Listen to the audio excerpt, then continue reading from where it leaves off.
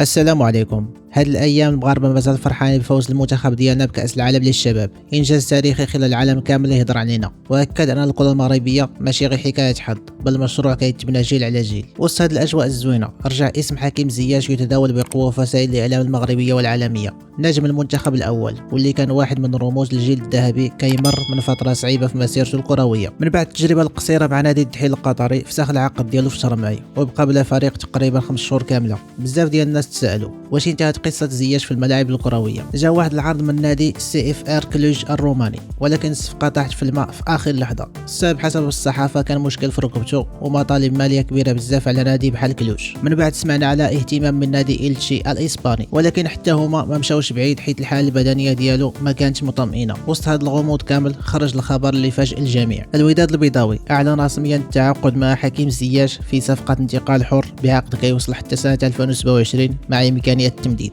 الخبر داز بحال الصاعقه، ولكن بزاف ديال الجماهير فرحات وقالت هذه فرصه حقيقيه لزياش باش يرجع يتنفس الكره من جديد وسط بلاده وقدام جمهوره. الرجوع للمغرب عنده معاني بزاف. اولا زياش غادي يرجع يلعب بانتظام وغادي يكون حاضر في عين المدرب الوطني قبل كاس افريقيا الجايه. ثانيا غادي يسترجع الثقه في راسه خصوصا بعد فتره الانتقادات والاصابات. وثالثا غادي يقدر يساهم في رفع المستوى ديال البطوله الوطنيه المغربيه ويعطي نموذج للاعبين الشباب يا الله طالعين. طبعا الطريق ماشي سهله، الاصابات مثلا كتلعب دور واللياقه خاصها ترجع تدريجيا، وزيد عليها الضغط الكبير من الجمهور اللي كيتسنى يشوف زياش ديال زمان. ولكن الا خدم جديه وركز على الميدان يمكن تكون عودته للوداد هي البدايه الجديده ديال مسار كبير اخر. فالسؤال اللي كيتطرح اليوم واش زياش غادي يقدر يرجع للمستوى ويكتب فصل جديد من المجد ديالو، ولا غادي تبقى هذه مجرد محطه قصيره قبل النهايه؟ الوقت بوحدو اللي غادي يجاوب، ولكن الحاجه اللي متاكدين منها هي ان زياش باقي عنده بزاف ما يعطي والمغرب كامل واقف معاه. الكره دابا في ملعب زياش، واش غادي يقدر فعلا يرجع المجد ديالو ويوري الجميع انه مازال عنده ما يعطي، ولا غادي تكون هذه اخر محطه في مسيرته الاحترافيه؟ شاركوني اراء ديالكم في التعليقات.